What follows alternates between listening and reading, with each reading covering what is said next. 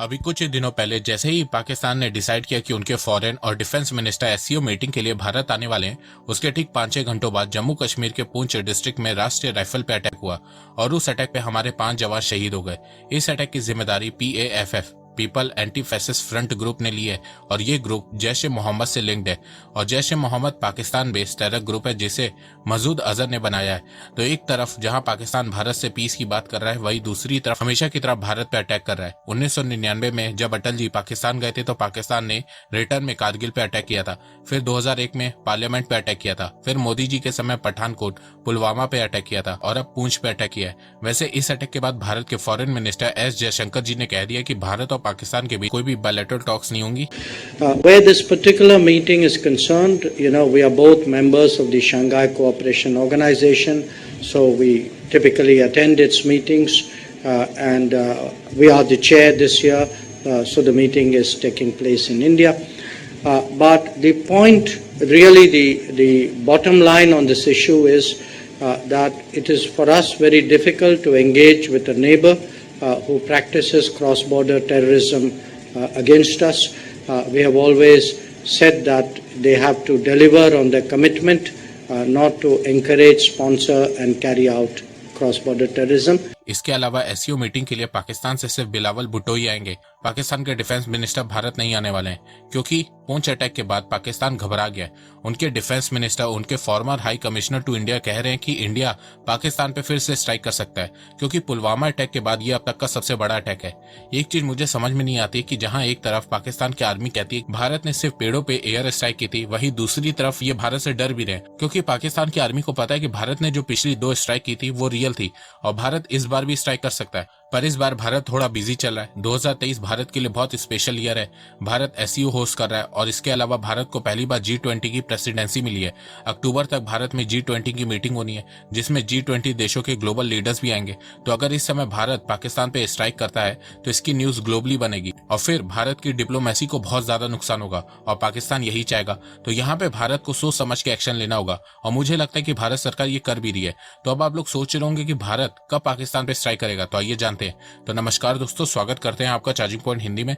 दोस्तों आज के इस वीडियो में हम जानेंगे कि पाकिस्तान पे स्ट्राइक करने का इस समय सबसे राइट टाइम क्या है। तो जानने के लिए जुड़े रहिए आप इस वीडियो के साथ। देखो इस समय भारत मल्टीपल ग्रुप्स की मीटिंग में उलझा हुआ है। एक तरफ भारत में एससीओ की मीटिंग चल रही है, वहीं दूसरी तरफ भारत में G20 की भी मीटिंग चल रही है। तो हो सकता है कि भारत G20 मीटिंग के खत्म होने के बाद पाकिस्तान पे कभी भी स्ट्राइक कर सकता है और ऐसा पाकिस्तान के डिप्लोमेट का भी कहना है। अक्टूबर के एंड तक भारत में G20 की मीटिंग खत्म हो जाएगी, वहीं पाकिस्तान में इलेक्शन को लेकर पॉलिटिकल केओस होगा, तो भारत इस समय का फायदा उठा सकता है। वैसे मैं आपको बता दूं कि इस समय पाकिस्तान इस कदर भारत से डरा हुआ है कि उनकी आर्मी ने कहा है कि अगर इंडिया ने कुछ किया तो वो बैटल को इंडिया की टेरिटरी तक ले जाएंगे। आर्मी चीफ ने कमान संभालने के बाद पहला दौरा लाइन ऑफ कंट्रोल का किया और वाज़ेह अल्फाज में पैगाम दिया कि अफवाज पाकिस्तान इस मुल्क के चप्पे चप्पे का दिफा करने की सलाहियत रखती है और अगर जरूरत पड़ी तो we can take this battle into the enemy's territory. अगर किसी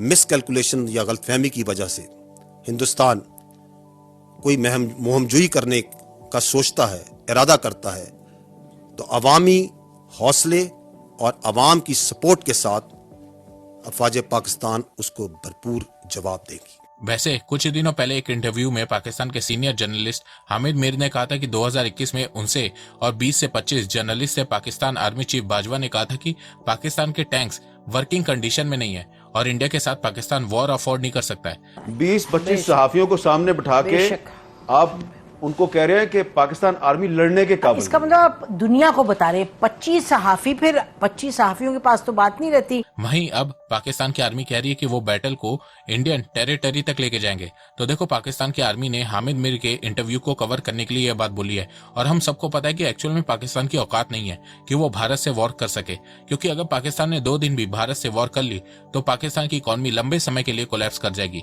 और चलो मान लेते कि भारत पहले पाकिस्तान बेस्ड टेरर ग्रुप पे स्ट्राइक करता है और उसके रिटेलिएशन में पाकिस्तान इंडिया पे अटैक करता है, तो उस कंडीशन में भारत और पाकिस्तान के बीच एक फुल फ्लेज वॉर होगी। और ये बात यूएस की इंटेलिजेंस एजेंसी ने पहले ही कह दी थी कि फ्यूचर में कश्मीर इशू को लेकर भारत और पाकिस्तान के बीच वॉर हो सकती है, क्योंकि यूएस इंटेलिजेंस का मानना है कि इस समय भारत में जो गवर्नमेंट पावर में है वो टेरर ग्रुप के अगेंस्ट स्ट्रॉन्ग एक्शन लेती है। तो इस केस में भारत और पाकिस्तान के बीच वॉर भी हो सकती है। पर देखो, मैं चाहता हूं कि भारत इमरान खान के पीएम बनने के बाद पाकिस्तान पे स्ट्राइक करे, क्योंकि इमरान खान और पाकिस्तानी आर्मी के बीच रिलेशन अच्छे नहीं चल रहे। इमरान खान ने आम पाकिस्तानियों के अंदर आर्मी के खिलाफ नफरत पैदा कर दी है। इसके अलावा भारत ने कश्मीर से आर्टिकल 370 इमरान खान के समय पे ही हटाया था और इमरान खान से पाकिस्तानियों को बेवकूफ बनाने के अलावा कुछ भी नहीं कर पाए थे। तो इमरान खान अगर पाकिस्तान के प्रधानमंत्री बनते हैं तो उन्हें वेलकम गिफ्ट में भारत स्ट्राइक दे सकता है। इसके अलावा अगर इस बार के इलेक्शन में इमरान खान हार जाते हैं या इमरान खान को मार दिया जाता है तो पाकिस्तान में सिविल वॉर 100% होगी। तो भारत इसका भी फायदा उठा सकता है। अब यहाँ पे कुछ इंडियंस कहेंगे कि आप ये कैसी बातें कर रहे हैं, आपको दोनों देशों के बीच पीस की बात करनी चाहिए। तो देखो, पाकिस्तान पे आप कभी भी भरोसा नहीं कर सकते। आज पाकिस्तान की इकोनॉमिक सिचुएशन खराब है, इसीलिए पाकिस्तान और पाकिस्तान के लोग भारत के साथ दोस्ती की बातें कर रहे हैं, यूट्यूब पे फेक रिएक्शन दे रहे हैं और कुछ बेवकूफ इंडियन पाकिस्तानियों की बातें सुन के खुश हो रहे हैं। जबकि रियलिटी ये है कि जैसे ही पाकिस्तान थोड़ा सा भी इकोनॉमिकली स्टेबल हो जाएगा वो वापस से भारत पे टेरर अटैक करवाएगा, भारत को तोड़ने की कोशिश करेगा। तो अब भारत को भी यही करना चाहिए। देखो, पाकिस्तान हमेशा से भारत को कई हिस्सों में तोड़ने की कोशिश करता आ रहा है पर आज तक सफल नहीं हो पाया।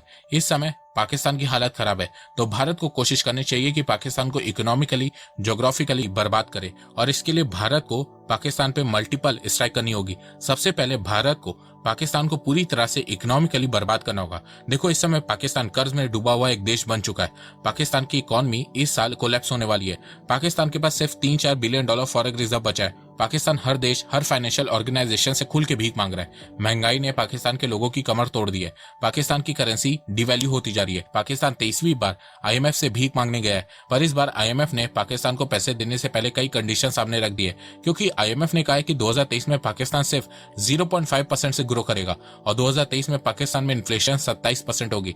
तो इस सिचुएशन का फायदा भारत को उठाना है। भारत को आने वाले समय में पाकिस्तान को पूरी तरह से बैन करना होगा ताकि कोई भी पाकिस्तानी भारत में ना आ सके। इवन मेडिकल रीजन के चलते भी कोई भी पाकिस्तानी भारत ना आ सके। इसके अलावा सोशल मीडिया पे पाकिस्तान को बैन करना होगा। पीपल टू पीपल कनेक्शन को कट करना होगा ताकि पाकिस्तान का प्रोपेगेंडा भारत में बंद हो सके। इसके अलावा फ्यूचर में भारत को पाकिस्तानी एयरप्लेन्स के लिए अपना एयर स्पेस को बंद करना होगा। इसके अलावा भारत आने वाले समय में पाकिस्तान के पोर्ट इकोनॉमी को भी बर्बाद कर सकता है। भारत इंटरनेशनली कह सकता है कि जो शिप पाकिस्तान की पोर्ट में रुकेगी वो शिप इंडियन वाटर में नहीं आ सकती है। इस डिसीजन से पाकिस्तान की पोर्ट कंपनी को हैवी लॉस होगा। बेसिकली पाकिस्तान ने जो ग्वादर का सपना देखा है वो बर्बाद हो जाएगा। इसके अलावा फ्यूचर में भारत इंडस वाटर ट्रीटी को भी रिवोक कर सकता है, जिस तरह भारत ने आर्टिकल 370 को किया था। इससे पाकिस्तान का एग्रीकल्चर सेक्टर बर्बाद हो जाएगा। पाकिस्तान दाने दाने का मोहताज हो जाएगा। इसके अलावा हो सकता है कि फ्यूचर में भारत पाकिस्तान के साथ क्रिकेट रिलेशन भी खत्म कर दे। इस साल एशिया कप पाकिस्तान में होने जा रहा है, भारत उसमें ना जाए। इसके अलावा 2025 में चैंपियंस ट्रॉफी भी पाकिस्तान में होने जा रही है, भारत उसे भी बाइकआउट कर सकता है। अगर भारत ने ऐसा किया तो इससे पाकिस्तान को हैवी लॉस होगा, क्योंकि अगर भारत ही नहीं जाएगा तो एडवर्टाइजर कंपनी नहीं जाएगी और जब एडवर्टाइजर कंपनी नहीं जाएगी तो पाकिस्तान को रेवेन्यू ही नहीं मिलेगा। भारत क्रिकेट में एक सुपर पावर देश है, तो फ्यूचर में भारत इसका फायदा उठा सकता है और पाकिस्तान को क्रिकेट में बाइकआउट करवा सकता है। इसके अलावा आने वाले समय में जब पाकिस्तान डिफॉल्ट करेगा तो भारत को हर इंटरनेशनल फोरम में पाकिस्तान को ऐसे रिप्रेजेंट करना होगा कि पाकिस्तान टेररिस्ट कंट्री के साथ साथ एक फेल्ड कंट्री भी है, जहां पे इन्वेस्टर का पैसा सिर्फ डूबेगा ही डूबेगा।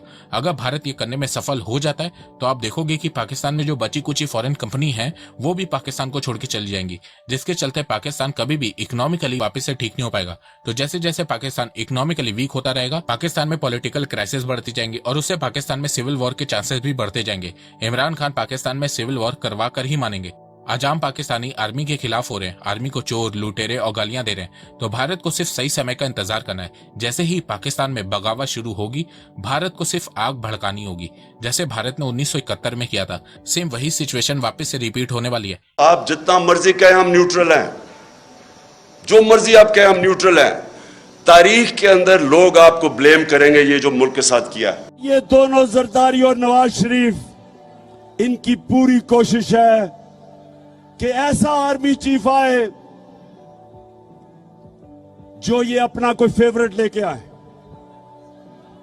ये अपना आर्मी चीफ लाना चाहते हैं क्योंकि पैसा इन्होंने चोरी किया हुआ है। ये डरते हैं कि यहां कोई तकड़ा आर्मी चीफ आ गया, एक मुहिब्बे वतन आर्मी चीफ आ गया तो वो पूछेगा इनसे तो इस डर से ये बैठे हुए हैं कि ये दोनों मिलकर अपना आर्मी चीफ अपॉइंट करेंगे। इसके अलावा भारत को बलूचिस्तान लिबरेशन आर्मी को भी सपोर्ट करना होगा ताकि पाकिस्तान में बलूचिस्तान से दूसरा फ्रंट ओपन हो सके। देखो, जैसे ही पाकिस्तान की इकोनॉमी कोलैप्स होगी उससे पाकिस्तान में बेरोजगारी बढ़ेगी, महंगाई बढ़ेगी। इससे आम पाकिस्तानी बहुत ज्यादा परेशान हो जाएंगे, जिसके चलते पाकिस्तान में इंसर्जेंसी बहुत तेजी से बढ़ेगी। पाकिस्तान में वैसे भी तालिबान और बलूचिस्तान लिबरेशन आर्मी का आतंक बढ़ता जा रहा है। पाकिस्तान में एक्सट्रीमिज्म अपने पीक पे है, तो इकोनॉमी कोलैप्स होने के बाद बहुत सारे यूथ इन ग्रुप्स को ज्वाइन करते हुए नजर आएंगे, जिससे बलूचिस्तान में सिविल वॉर देखने को भी मिल सकती है। और हो सकता है कि सालों से बलूचिस्तान जो अपनी आजादी की मांग कर रहा है वो उसे मिल भी जाए। तो भारत को बलूचिस्तान की तरफ से पाकिस्तान को घेरना होगा। इसके अलावा भारत पाकिस्तान की इकोनॉमिक फेलियर का फायदा पीओके को वापस लेने में भी उठा सकता है।